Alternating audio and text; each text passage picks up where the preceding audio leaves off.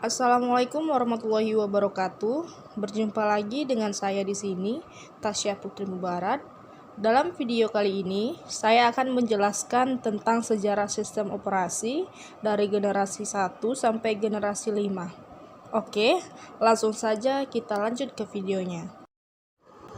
Generasi pertama pada tahun 1945 sampai 1955. Generasi ini merupakan awal pengembangan sistem komputasi elektronik, mengganti gagasan-gagasan mesin komputasi mekanis.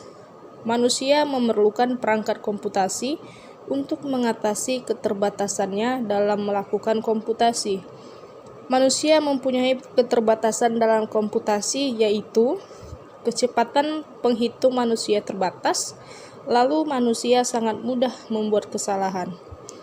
Maka daripada itu, manusia telah berusaha membuat komputer mekanis, yaitu komputer yang memanfaatkan gerak dari benda-benda masif, tidak sampai level elektron, serta tidak memanfaatkan listrik sebagai pembangkitnya. Komputer mekanis ini mempunyai banyak keterbatasan yang menyebabkan kegagalan.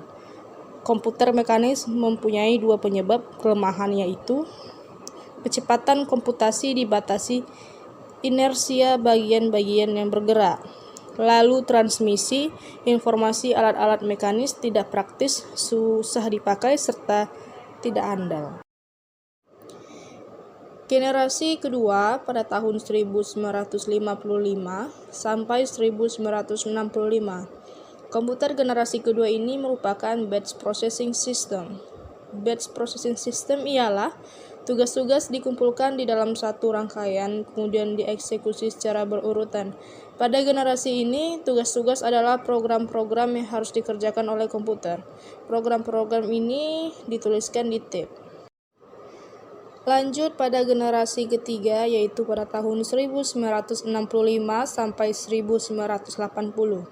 Perkembangan berlanjut, sistem operasi dikembangkan untuk melayani banyak pemakai interaktif sekaligus. Pemakaian interaktif berkomunikasi dengan komputer lewat terminal secara online yang dihubungkan secara langsung ke satu komputer. Sistem komputer menjadi dua bagian, yaitu multi-user, yaitu sekaligus digunakan banyak orang, lalu multi-programming, yaitu sekaligus melayani banyak program. Multi-user, dengan adanya kemampuan multi-user, membuat para pemakai yang berinteraksi langsung dengan komputer dapat sekaligus banyak dalam menggunakan komputer. Lalu ada multi-programming.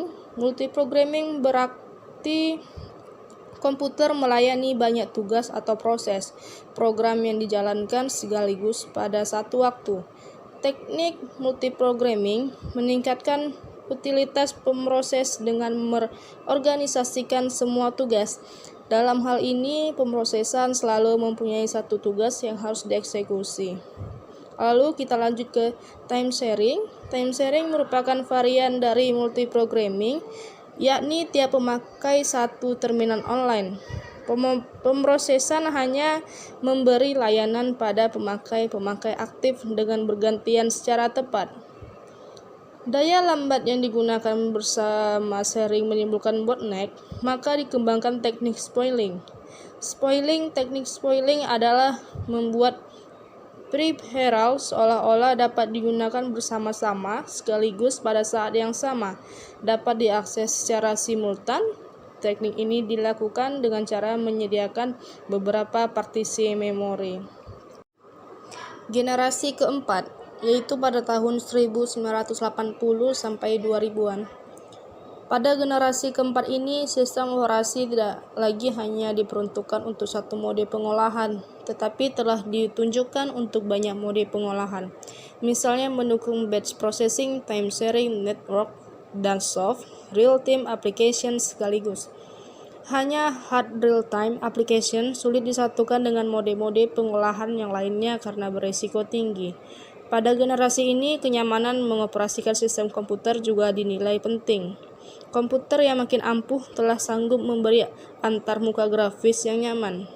Komputer desktop dinyamankan dengan GUI (Graphical User Interface). GUI ini dimulai X Windows System hasil penelitian di MIT, kemudian Michelson Sunview, disusul Microsoft Word Windows.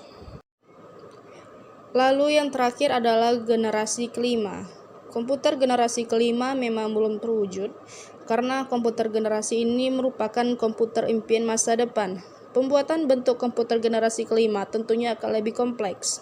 Komputer generasi kelima ini diperkirakan mempunyai lebih banyak unit pengolahan yang bekerja secara serentak untuk menyelesaikan lebih dari satu masalah dalam waktu bersamaan. Komputer generasi ini juga mempunyai memori yang besar.